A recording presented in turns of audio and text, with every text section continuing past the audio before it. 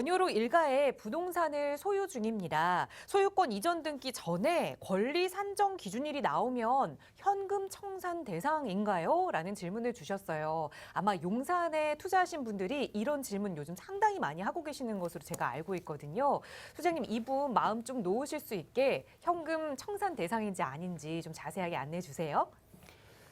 네, 용산 원으로 일가 문의는 저도 많이 받았습니다. 그리고 이제 권리 산정 기준이라는 부분 때문에 우리 시청자님은 제가 어떤 물건을 취득하신지 왠지 알 것 같습니다. 아무래도 지금 현재 신축되고 있는 중에 물건을 취득을 하신 것 같고 계약만 하시는 상태이겠죠.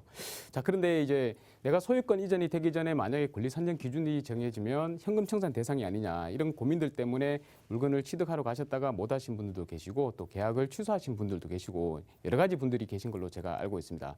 그래서 어차피 용산에 대해서 한번 물어보셨으니까 제가 원으로 일가에 대해서 설명을 조금 드리고 그 다음에 마지막에 답변을 한번 드리도록 할게요. 시청자님께서 만약에 지금 보고 계신다면 전화를 주셔가지고 더 궁금한 사항을 물어보셔도 되겠지만 뭐 바쁘신 와중에 문자로 주신 것 같습니다. 그래서 제가 상세하게 조금 설명을 드리고 시청자분께서 궁금해하시는 부분에 대한 답을 좀 드리도록 하겠습니다. 자, 일단 원으로 일가가 여기에 위치를 하고 있죠. 아래쪽에 보면 원으로 2, 3, 4가 이렇게 있고 그리고 위에 청파 그리고 얼마 전에 또 신속통합으로 청파 2구역이 구역 지정이 되었습니다. 여기 원으로 일가 같은 경우에는 우리가 지금 일반적인 민간 재개발이라기보다는 역세권 재개발입니다. 역세권 재개발은 뭐냐면 역에서 주변에 있는 역 있죠. 여기 바로 주변에 두 개의 역이 있습니다. 남명역과 효창공원역이 있는데요. 이 두 개의 역으로부터 500m 거리에 위치를 하고 있으면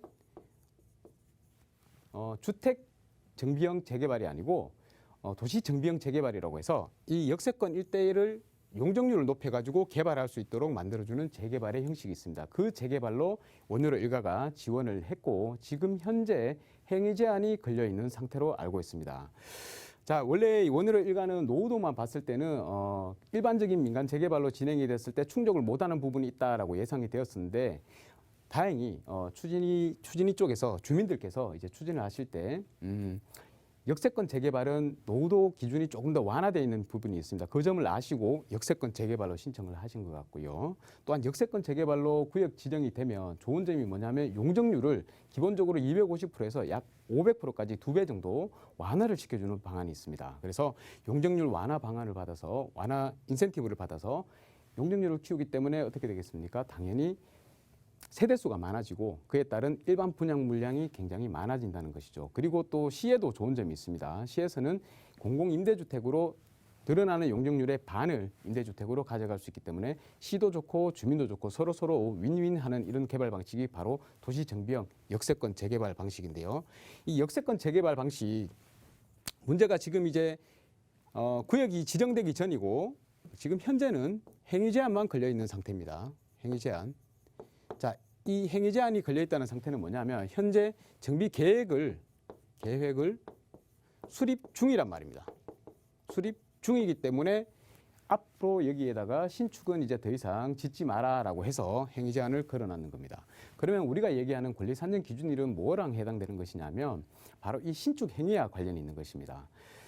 아무래도 구역이 지정이 된다 그러면 많은 사람들이 이쪽에다 투자를 하시려고 하시겠죠. 그렇기 때문에 신축을 하는 업자분들이나 아니면 주민들께서 본인의 땅을 건물을 헐고 거기에다가 신축을 다세대를 지어서 조합원 수를 늘리는 그런 행위를 하기 마련입니다. 그런데 이제 조합 입장에서 보면 주민들 입장에서 보면 조합원 수가 늘어나는 것은 사업성이 안 좋아지게 된다는 것이죠. 그래서 가급적이면 반대를 하고 있는 상황입니다. 그래서 현장에 가보면 이러한 권리 산정 기준일로 인해 가지고 만약에 신축을 취득하게 되면 현금 청산 대상이다라는 내용들이 돌아가고 있습니다.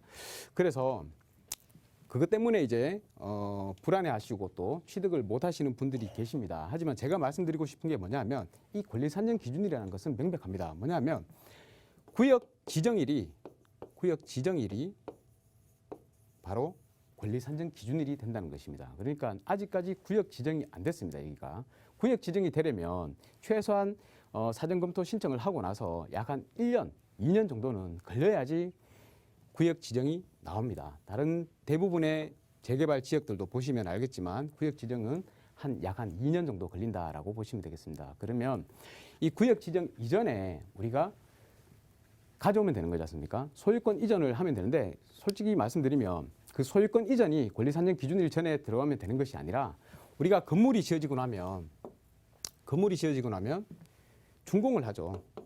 준공을 하고 건축주가 이제 보존 등기를 합니다. 보존 등기를 접수를 하게 되죠. 그런데 이 보존 등기 접수일이 권리산정 기준일 이전에 나오면 다 현금 청산 대상이 아니고 입주권이 다 나오도록 되어 있습니다. 이번에 서울시에서 발표한 11월 달에 보도자료로 발표한 내용을 보면 여기에 대해서 명확하게 선을 그어놨습니다. 그래서 보존 등기만 하면 권리산정 기준일하고는 상관없이 현금 청산 대상이 아니다. 그래서 여러분들께서는 시청자님께서는 안심하시고 아직까지 구역 지정이 되려면 한참의 시간이 남아있기 때문에 걱정하지 마시고 보유하셔도 되고 또 마지막 소유권 이전까지 하시면 된다고 말씀을 드리겠습니다. 감사합니다. 이 정도로 시청자님께서 궁금해하시는 부분이 풀렸으면 좋겠습니다. 감사합니다.